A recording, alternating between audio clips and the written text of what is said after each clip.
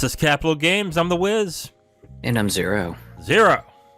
We are here today, this week, talking about what will possibly be one of the biggest games of the year, and that is Hogwarts Legacy, the Harry Potter brand franchise that is essentially a prequel to the Harry Potter books and movies, but is in a style of a single-player RPG that they're doing in this game. Reviews have now been released, and the reviews have been overwhelmingly positive, which was a surprise to a lot of people, including me, and I think you too, correct? Yeah, I know when I woke up this morning and I was looking at the OpenCritic reviews, it was just nothing but 8s, 9s, and 10s. Yeah.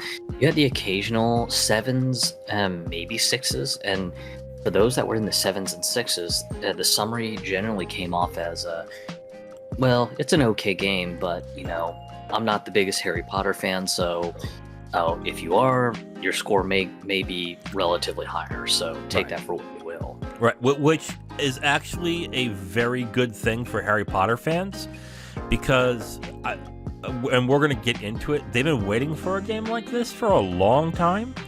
And on top of that, the Harry Potter brand hasn't really had, I don't know, a strong showing since, maybe in 2013, 2014. The Fantastic Beasts movies have not been doing great. Some are mixed on it. Even though that's the case, there's still a lot of Harry Potter fans, not just from the books, but from the movies as well. So they all are looking forward to this game, and the fact that the reviews have been strong, and unusually strong, considering the landscape that the reviews are in right now, this is poised to be a big deal when it comes to sales and what happens with this game itself. So let's just get right into it. Zero, when we talked about this for the new releases of this month, we both felt that the sales were going to be strong, but we weren't sure about anything past this month because we had to rely on what the quality of the game was. And we weren't hearing anything about the game really until the game is about set to release. And that usually is a bad sign, because when a game is actually good, even when there is an embargo, you start hearing hints of, this game might actually be good. This game might actually be something you want to look forward to. You get hints. Go ahead. Yeah, that, and sometimes in some cases of some publishers or developers, you may even have like a preview period, kind of like what Nintendo will do with their games, where they'll allow a reviewer or a writer to do a preview period where they can basically play like maybe the first 20 minutes of the game, and then they can write strictly just about the first 20 minutes of the game. So it might be something like, hey guys, we're going to talk about the, early preview that Nintendo's authorized us to do, and man oh man, first 20 minutes seem pretty solid. I mean, and typically those end up being kind of a teaser of what's to come. So just that was what I was wondering, if Avalanche Studios and WB Games were even going to have like a preview period for this, and I didn't see a single word. There have been YouTuber channels that have been covering it in a preview sense, but not with gameplay. They've been basically talking about the basics of the game that I would say WB and Avalanche just gave out in press releases, but that's about it. You're right. Like, when it comes to like talking about gameplay systems, how the game feels and all that, there's been next to no preview coverage on that at all, which usually is a bad sign, because when that happens, it usually means someone is trying to hide a potential stinker. But since that's not the case, and the reviews have been actually pretty good, I think OpenCritic is about 86 right now, correct? I believe so. 86, yes. So yeah. Hogwarts Legacy is now at a mighty 86 rating, with 92% of critics recommending it. 92% of critics recommending it, okay? I guess the question that we have now is that we know the sales we know the reviews are strong. This is a brand that is worth billions we're talking about over $40 billion.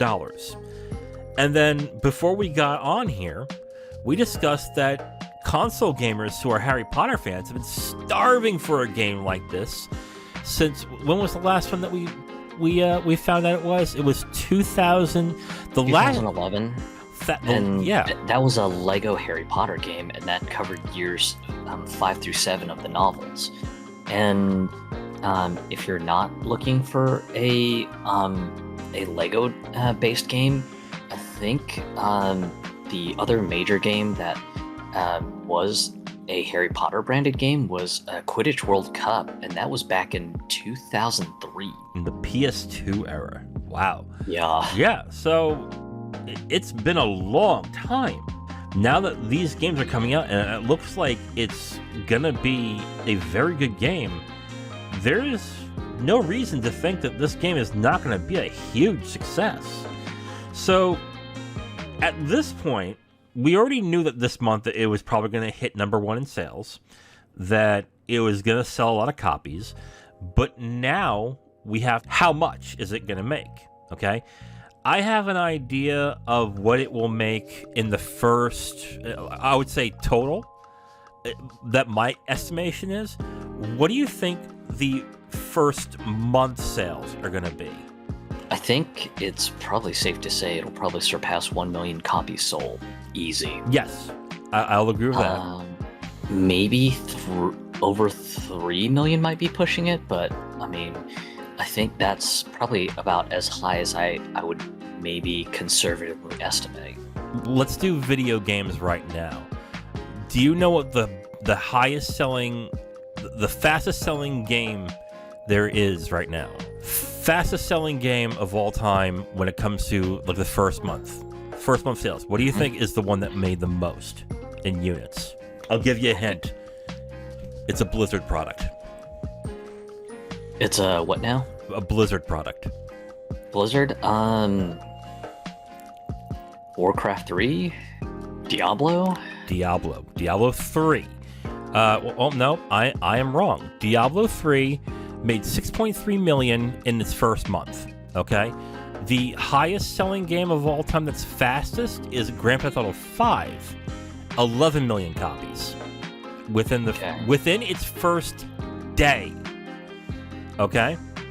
So let's look at that in that aspect, because I think at this point we're not looking at something that is just going to be just a good seller. I think it's going to hit this top 10 here. So on the top, the top is 11 million units sold, Grand Theft Auto 5. With the amount of units that we have right now, the bottom on the bottom 10 is about 3 million, which is Grand Theft Auto 4. Do you think that Hogwarts Legacy will hit that in its first, either one in the first month? That's a good question. Potentially, I think it could come very close to Grand Theft Auto 4's numbers. The only reason I say that is mostly because of just the fact that there hasn't been a true Wizarding World game since a good while ago. And for anyone who plays on consoles who has wanted something that is a Wizarding World game and not in the Lego universe, then this is probably everything they're asking for. Yeah, absolutely. I think it's going to hit 5 million copies. I don't think it will beat Diablo 3, but it will beat Pokemon X and Y. Pokemon X and Y is on the list here at over 4 million copies, it looks like. So I think 5 million is a good estimate that it's going to make on this one. So I'm expecting 5 million first month on this. First week of sales, 2.6 million? Yeah. That would probably be a safe and conservative bet, in my opinion. Yeah, that's a conservative. You're absolutely right. That's a conservative bet. That is like if we're not going crazy here, this could hit. I would say this month 8 million, possibly. I'll say this: it's gonna make its money back this month. I don't think that's gonna be an issue. I think it's gonna make its budget back and then some on that month, and WB Games is going to be super thrilled with the results on this one. So that's really all this episode is going to be, is not how much money that Hogwarts Legacy is going to make. Is it going to make all the money this month, essentially, in this one? So I'm thinking 5 million sold by the end of the month. And even then, I think 5 million may just be on the conservative side, especially if we take into account just that there potentially could be a giant contingency of very starved Wizarding World fans who have been like, I want an actual game. No Lego games, just an actual, factual Wizarding World game. Right. And this is a $40 billion franchise, of which video games only has about a 3-4% stake into what its brand is. And right now I'm looking at an outdated estimation of the amounts that it makes in video games. But according to Wikipedia, I know I'm using Wikipedia, sorry, video games only take up about $3 billion when it comes to its net worth, when it comes to that brand. Just $3 billion. I can see that doubling, maybe even tripling by the end of this when it comes to that. Here's the other thing too. Right now, the only versions that are coming out are the next-gen console versions, the PS5, Xbox Series X ones. And then I think the following month is going to be the previous-gen versions, and then in July is going to be the Switch versions. Call me crazy, but I think the Switch version is probably going to end up being the best-selling one, unless that one is so gimped that it would be silly to do it. But I think that might end up being the best-selling one. There's also a possibility that the reason it could be the best-selling one is because just there are some people who just do not care about, just eye-bleeding graphics. They just want the ability to play wherever they want to go. Right. Though I think the only problem I see with that is that apparently the game does require constant communication to a home server, and with the Switch being mobile, if you're away from an internet connection, you're not going to be able to sync up with whatever the master server is. So I think that's wherein lays a problem with the Switch version. But if there are people who are playing on Switch who just do not care, that may not even be a thought to them. That may just be sort of something that they just go, oh, well, no biggie. I'm just going to want to sit and play this game on my TV anyway. That's true. That is true. Okay, so we have what we think it will make in first month. We have what we believe the sales are going to be unit-wise. Let's step it up a notch. Let's do it Emerald Lagasse style. I know that got you excited. Bam! There we go! Bam! There we go. Okay. My God, I thought I was going to lose you there. Okay, so look at Emerald Lagasse. What the hell am I doing? All right. Total sales. Here is the big one. What do we think total sales are going to be? Now, before you tell me what you think it is, let's talk about the games that have made the most sales units wise so far. Number one's Minecraft with 238 million units. 238 million. That's also multi-platform. It's been out for like 12 years. I don't think it's going anywhere near. Grand Theft Auto 5, 175 million. That's also now, what? 10 years. Okay? Not going anywhere near that either. Here's where it gets a little interesting. Wii Sports, 82.9 million units. Okay? That's also a pack-in. So I think that's not going to go anywhere near that either. Here's the interesting ones. PUBG, 75 million. Super Mario Brothers, the original for the NES, 58 million. Mario Party 8 Deluxe, 56.8 million. Red Dead Redemption 2, 50 million. And let's go all the way to the bottom till we hit, here we go, On the bottom, 22.7 million. Call of Duty Modern Warfare 2 for the Xbox 360 PS3 from November 2009. I think total sales will hit somewhere in between those lines. So let's hone down in a number where we think this is going to end up. Let's start with you. I have a number. Do you think the sales are going to exceed Modern Warfare 2? And if you do think of that, where exactly do you think it will land? Wow, there's some that are kind of surprising, actually. Go ahead. It may potentially beat the original Modern Warfare 2 release, but I don't think it's going to be like by a large margin.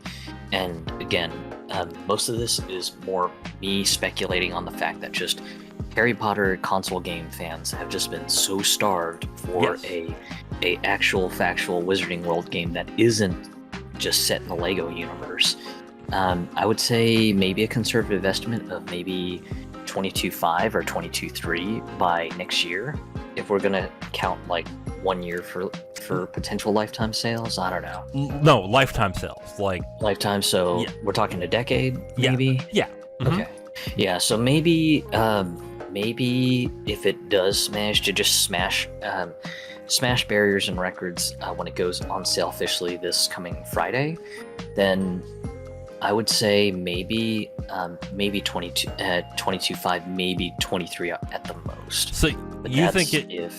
Go ahead. I'm sorry. But that's if this ends up kind of the users and gamers out there just feel that it does meet what all the reviewers have been saying all day today. That just hey, this is one of the best Wizarding World games that we've seen in a while.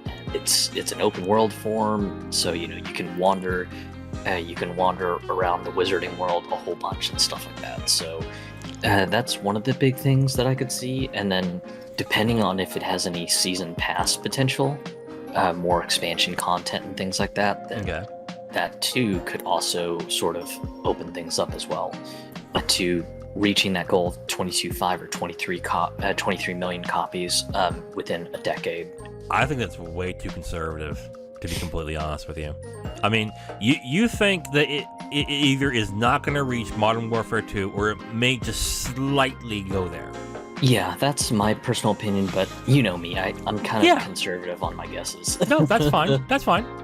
I looked at this earlier, and I came up with it's going to beat Grand Theft Auto 4. So I was going to say something along the lines of, I would say 26 million is where it will hit, around that area will hit. I think it will beat Pokemon Ultra Sun, Ultra Moon.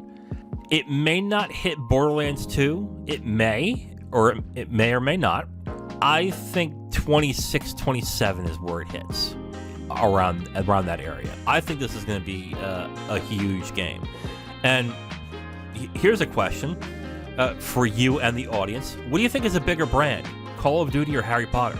I want to say I think it's Harry Potter, mostly because just they're a much more broad franchise with movies, theatrical plays, books, and video games, whereas I think Call of Duty is just more centered around just video games in general. There's no diversification with the Call of Duty brand. It's Harry Potter, but not by much. Like we're talking the matter of 1 to 2 billion. Crazy, right? Like just 1 to 2 billion is the difference between Harry Potter and Call of Duty, according to Wikipedia. So, yeah, I'm looking at this and saying essentially, I think 27 is the max it makes. 27 million units sold. And you are right. If this ends up having downloadable content, it has expansions in the game, which it may have that. There's going to be more dollars when it comes to the sales. But when it comes to unit sale, I think 27 million is where it will make that max. It will be one of the best-selling games of all time after things are said and done. But I don't think it's going to be the best-selling, because there's no way it's going to get like Minecraft or GTA numbers. I don't think it's even going to hit, like, it's not cheap enough to get the units sold of like Tetris, Minecraft, PUBG. Like, it's not cheap enough. Like, that's not going to happen. But like Terraria has 44.5 million units sold. Jesus. But while saying that, I think it's not within the realm of possibility that it reaches at least 27. I wouldn't be shocked if it hit 30. But I would be stunned if it made 40. But would I be surprised? Not really, because the Harry Potter books and the movies are beloved movies and beloved books. I mean, they were first books, but the movies made more money, and more people are more, I would say they're more, not invested, but they're more aware of the movies than the book, I think. Like, I think more people have seen the movies than read the book at this point. I would not be, I would not be surprised if it hit 30, but I think it's going to be about 27 million units sold. Which, by that estimation, if we have 27 million times $70, we're looking at a dollar amount of $1.8 billion. $1.8 billion is what I'm saying it might make. If this game makes $2 billion, like, at this point, you have a franchise here. You have a big franchise that you have coming up here. And like you've said, too, you're also dealing with a franchise that people have been begging for a game for a while now, and they're about to get it. So we both might have conservative estimates here. But yeah, this is going to be a huge game on this one. I think it'll be very, very curious to see either first day or first week numbers, especially with the game coming out to regular retail by this Friday. Yeah. And I forgot that if you digitally pre-order the deluxe edition, you get 72 hours early access to the game. Yeah. So access will technically start, I believe, tomorrow. So right. And it is a bit weird too, because I believe WB Games and Avalanche have said that there will not be a preload period. So for anyone who's doing the deluxe edition, I can only imagine those servers are going to be jammed with people. Wait, you can't preload right now? Oh, this is a $60 game on PC. Okay. Wow, I didn't know. Yeah, I think it's 60, but there might be a deluxe edition upgrade on Steam right now. For 70. And yeah. You get a Griffin mount. Yep, Griffin mount and the early access period of 72 hours ahead of its retail release. God, $10 to play the game early. Good lord. Yeah, so some cosmetic DLC, and then just the ability to start playing early. We both agree this is going to be a huge seller. I guess the other question that I have is, and I've waffled back and forth on this, does it make more sales than Tears of the Kingdom? That's a tough one. Let's go over how much. Let's go over how much Breath of the Wild made. Wild sales. Okay. 27 million copies for Breath of the Wild alone on Switch. And bear this in mind, when it first came out, barely anybody had a Switch. Okay? Yep. Now, so to compare Breath of the Wild first month sales to this would be unfair. That I'm not even attempting that. But what do you think? Do you think that Breath of the Wild or Tears of the Kingdom makes more sales this year, or does Hogwarts Legacy does it? That's a bit tough. That's why I pay the big bucks. Let's hear it. I think the edge may potentially go to Hogwarts Legacy, but strictly because of the fact that Hogwarts Legacy is coming out to just about damn near everything. Well, it's not coming to everything right away. It's only coming to the next-gen consoles, and it's coming out to PC. So it's not coming to PS4 and Xbox One right away. It's only coming to the next-gen consoles.